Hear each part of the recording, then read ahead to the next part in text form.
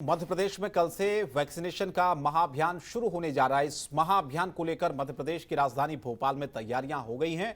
लोगों को वैक्सीनेशन के प्रति आकर्षित करने के लिए प्रशासन की ओर से क्या-क्या तैयारियां की जा रही है, इन सभी चीजों को लेकर हमारी संवाददाता दीपा श्रीवास्तव ने भोपाल जिलाधिकारी अविनाश लावनिया से खास बातचीत की है।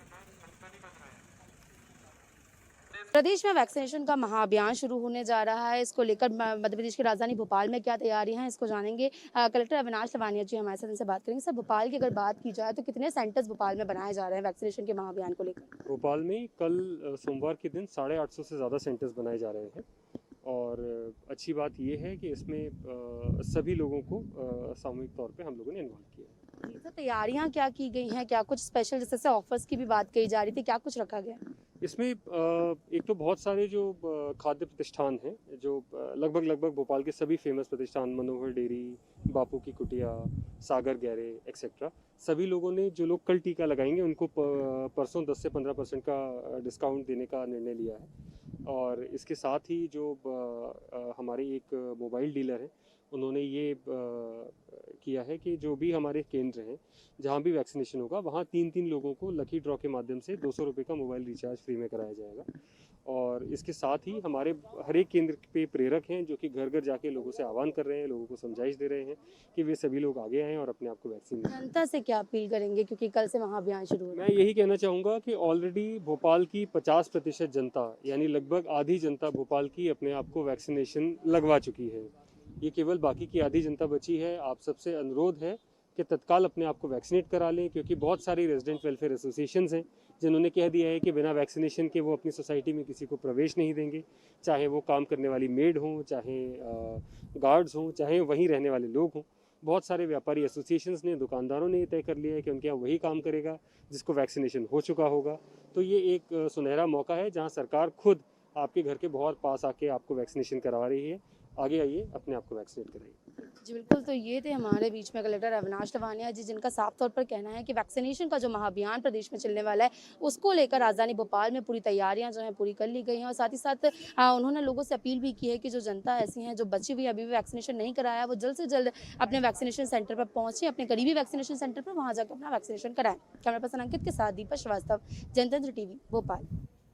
विश्व योग दिवस के मौके पर पूरे देश में तैयारियां की जा रही है, साथ ही कोरोना गाइडलाइंस का भी ध्यान रखा जा रहा है। इसी कड़ी में योग को लेकर इंदौर में भी खास तैयारियां की जा रही हैं।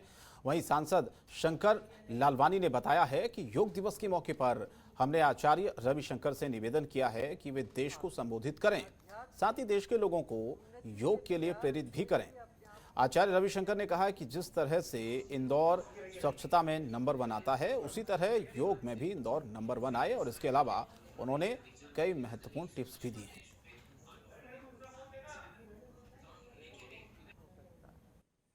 रविशंकर जी को हमने निमंत्रण दिया था कि इंदौर की जनता को योग दिवस के पूर्व दिवस पर आप शुभकामनाएं और आशीर्वाद दें और ध्यान योग भी कराएं। कल हम पूरे शहर में, पूरे प्रदेश में, पूरे देश में, पूरे विश्व में माननीय प्रधानमंत्री जी ने जो आह्वान किया है विश्व योग दिवस पर, हम सब मिलकर योग करेंगे। और माननीय श्री रविशंकर जी ने ये भी कहा कि इंदौर स्वच्छता में नंबर 1 लगातार रहा है। जिस प्रकार स्वच्छता में नंबर 1 है, उसी प्रकार स्वास्थ्य में भी नंबर 1 रहे, हेल्थ में भी और हैप्पीनेस में भी। और मध्य प्रदेश के पूर्व सीएम दिग्विजय सिंह ने राहुल गांधी का विरोध करने वाले कांग्रेसियों पर निशाना साधा है। दिग्विजय सिंह ने ट्वीट कर कहा कि देश और कांग्रेस के कुछ लोग राहुल गांधी को समझ नहीं सके। राहुल गांधी आदर्शवादी सशक्त नेता हैं जो समझौता नहीं करते हैं। इसके अलावा उन्होंने ये भी कहा कि जिन नेताओं के लिए चुनाव और सत्ता ही सब कुछ हो, वही लोग राहुल गांधी से खुश नहीं हैं।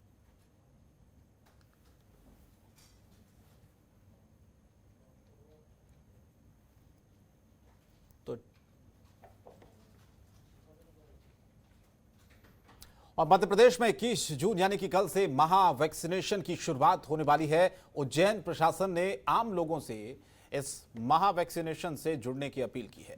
आपको बता दें कि पूरे मध्य प्रदेश में 21 जून को योग दिवस पर कोरोना महा टीकाकरण का अभियान चलाया जाएगा, जहां इस अभियान में एक दिन में 10 लाख वैक्सीनेशन का लक्ष्य रखा गया है। इसीलिए अपील की जा रही है, लोगों को जागरूक किया जा रहा है कि सभी लोग इस महा वैक्सीनेशन अभियान में हिस्सा लें और वैक्सीन ज़रूर लगवाएं, क्योंकि 21 जून का दिन है महा वैक्सीनेशन अभियान, जिसकी शुरुआत मध्य प्रदेश में हो रही है।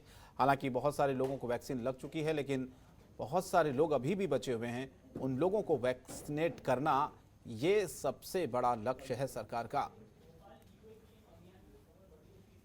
21 जून को वैक्सीनेशन का महाअभियान पूरे मध्य प्रदेश में प्रारंभ किया जा रहा है और उज्जैन ज़िले में उस दिन के लिए हमारा 75,000 वैक्सीनेशन डोजेस का एक दिन का लक्ष्य है जो हमने अपने लिए लिया है। मैं सभी मीडिया के बंधुओं से, सभी अखबारों से, सभी चैनलों से ये अपील करता हूँ, कृपया इस पूरे वैक्सीनेशन महाअभियान में हमारा साथ दें। और हमारा जो 75,000 का लक्ष्य है वो अति महत्वाकांक्षी लक्ष्य है, क्योंकि अभी तक हमने केवल 20,000 मैक्सिमम एक दिन में लक्ष्य जो है वो प्राप्त किया है। तो लगभग हमको 4 गुना वैक्सीनेशन उस दिन करनी है। लेकिन तीसरी लहर से उज्जैन को बचाने के लिए और सभी जनता के हित में ये आवश्यक है कि हम लोग वैक्सीनेशन अभियान को बहुत ज़्यादा तेज़ गति से चलाएं। 21 जून सोमवार को अंतर्राष्ट्रीय योग दिवस पर होने वाले टीकाकरण महोत्सव के लिए आप सभी को अनुरोध करता हूं कि अधिक से अधिक संख्या में आएं एवं अपने निकटतम टीकाकरण केंद्र पर जाकर कोविड का टीका अवश्य रूप से लगवाएं। और सीहोर में सराफा व्यापारी से बदमाशों ने लूट की वारदात को अंजाम दिया, जिससे इलाके में सनसनी फैल गई है। दरअसल सराफा व्यापारी ज्वेलरी से भरा बैग लेकर लौट रहा था और इसी दौरान 3 बदमाशों ने व्यापारी पर हमला कर दिया, जिससे सराफा व्यापारी बेहोश हो गया। जिसके बाद बदमाश व्यापारी का जेवरात से भरा हुआ बैग लेकर वहां से फरार हो गए। व्यापारी के बैग में लगभग 4 लाख रुपए के गहने थे। घटना के बाद राहगीरों ने इस वारदात की सूचना पुलिस को दी। सूचना पर पहुंची पुलिस ने घायल व्यापारी को इलाज के लिए अस्पताल में एडमिट कराया है। साथ ही पुलिस इस पूरे मामले की जानकारी में जुटी हुई है। तो बदमाशों की तलाश फिलहाल की जा रही है। 4 लाख रुपए की ज्वेलरी इस बैग में बताई जा रही थी। सराफा व्यापारी से लूट की घटना सामने आई है। हालांकि पुलिस अभी बदमाशों की धरपकड़ की कोशिश लगातार कर रही है। लाखों के इसमें गहने थे। सराफा व्यापारी से उन्होंने बैग लूटा और वहां से फरार हो गए।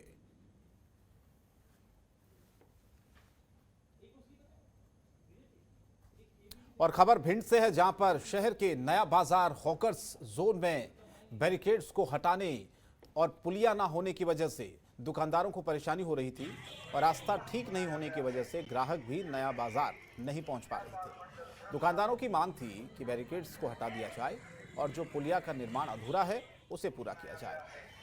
इस सब पर नगर पालिका सीएमओ सुरेंद्र शर्मा का ये कहना है कि नया बाजार में एक और बैरिकेड को हटा दिया गया है और जल्द ही पुलिया का निर्माण वहां पर शुरू कर दिया जाएगा।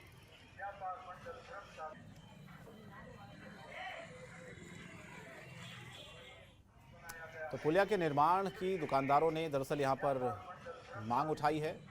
बैरिकेड्स को हटाने की बात दुकानदारों की तरफ से कही गई है। अब देखना होगा कि इस मामले पर क्या संज्ञान लिया जाता है। हम ये चाहते हैं सर कि रास्ता खुल जाए, पुलिया बन जाए और प्रशासन से अगर हो सके तो ये लैट्रिन शौचालय छोटा कर दिया जाए। बाहर से हम लोगों की ये दुकानें दिखाई देने लगे। भरोसा सर ने दिया है कि पुलिया भी बन जाएगी और ये डिवाइडर भी खत्म हो जाएगा, यहाँ से वाहन भी निकलेंगे। सदर बाजार में जो हॉकर जोन, सदर बाजार में जो ठेले लगते थे उनके लिए हॉकर जोन नगर पालिका द्वारा 80 लाख रुपए का तैयार किया गया है। उसमें सभी व्यवस्थाएं की गई हैं, लाइट भी लगी है, टीन सेट भी लगा है। उनको लाठी सिस्टम द्वारा जगह दी गई है और सदर बाजार में जो फुटपाथ लगता है उसको भी रोका गया है। प्रशासन पूरा लगा हुआ है। उनके प्रचार के लिए अब उन्होंने जो का नाम माइक भी शहर में लगवाए हैं। उनकी अंदर व्यवस्था के लिए गाटर लगे थे वो भी कटवा दिए हैं। बोर्ड भी लगाए जा रहे हैं, जगह जगह बोर्ड भी लगा दिए, आपने देखे हैं। और ग्वालियर में प्रेम प्रसंग के चलते संदिग्ध परिस्थितियों में संजय बाल्मीक नाम के युवक की मौत हो गई है। मृतक का शव प्रेमिका के घर के बाहर पड़ा हुआ मिला। मृतक के शरीर और गले पर चोट के निशान दिखाई दे रहे थे। परिजनों ने युवक की हत्या की आशंका जताई है। पुलिस ने मृतक के शव को कब्जे में लेकर इस पूरे मामले की जांच शुरू कर दी है, लेकिन पुलिस को अभी पोस्टमार्टम रिपोर्ट का इंतजार है। परिजनों के मुताबिक मृतक की प्रेमिका ने फोन करके उसे अपने घर बुलाया था। उसके साथ प्रेमिका के घर पर ही कुछ विवाद हुआ। फिलहाल बताया जा रहा है कि शख्स की मौत हुई है इस पूरे मामले पर, और पुलिस अब जांच कर रही है कि आखिर प्रेम प्रसंग के चलते संदिग्ध परिस्थितियों में युवक की मौत की जो बात सामने आ रही है उसमें कितनी सच्चाई है। पड़ोस में ही रहने वाले परिवार के घर के सामने इसकी डेड बॉडी मिली है। गले पर निशान है, पीठ पर भी निशान है। तो हम लोग इसको संदिग्ध मान के इसकी जांच कर रहे हैं और डॉक्टरों के पैनल से हम इसका पीएम करा रहे हैं। जो भी स्थिति होगी उसको बारीकी से देख के अग्रिम कार्रवाई। और आज प्रदेश में गंगा दशहरा मनाया जा रहा है। वहीं ग्वालियर में छत्री बाजार स्थित गंगा मैया प्राचीन मंदिर में पूजा अर्चना के लिए सुबह से ही भक्तों का तांता लगा रहा है। हालांकि कोरोना संक्रमण के चलते मंदिर प्रबंधन ने कोविड-19 प्रोटोकॉल का पालन कराया। श्रद्धालु खुद भी कोरोना गाइडलाइंस का पालन करते हुए नजर आए। ग्वालियर की तस्वीर है जहां पर खुद लोगों ने आज कोरोना नियमों का पालन करते हुए पूजा अर्चना की गंगा दशहरा के इस मौके पर। मैं आपको बता दूं कि आज हम अपने परिवार के साथ छत्री मंडी जो कि हमारा मंदिर है वहाँ चूँकि हम सब परिवार के साथ आए हुए हैं और यहाँ पूजा अर्चना कर रहे हैं। और एक पुराना बताया भी गया है, यहाँ कोई मनोकामना जो होती हैं, जो कि आज गंगा दशहरा है, जो भी हम लोग मनोकामना पूर्ण जो मांगते हैं वो कहीं ना कहीं हमारी मनोकामना पूर्ण जो कि होती है। और इस समय हम चूँकि छत्री जो मंडी जो मंदिर है और यहाँ हम पूजा अर्चना कर रहे हैं और चूँकि मैं परिवार के साथ आए हुए हैं। सबसे बड़ी बात सामने ये है कि ग्वालियर के आसपास भी ऐसा मंदिर नहीं है। कहीं ना कहीं ऐतिहासिक मंदिर है, प्राचीन मंदिर है और 200 वर्ष पुराना ये मंदिर है। तो यहाँ पर लोगों का एक आस्था का केंद्र भी है और काफ़ी दूर दराज से लोग यहाँ आते भी हैं और पूजा अर्चना भी कर रहे हैं। खबरों के निष्पक्ष विश्लेषण के लिए सब्सक्राइब करें जनतंत्र TV and press the bell icon. Never miss any update.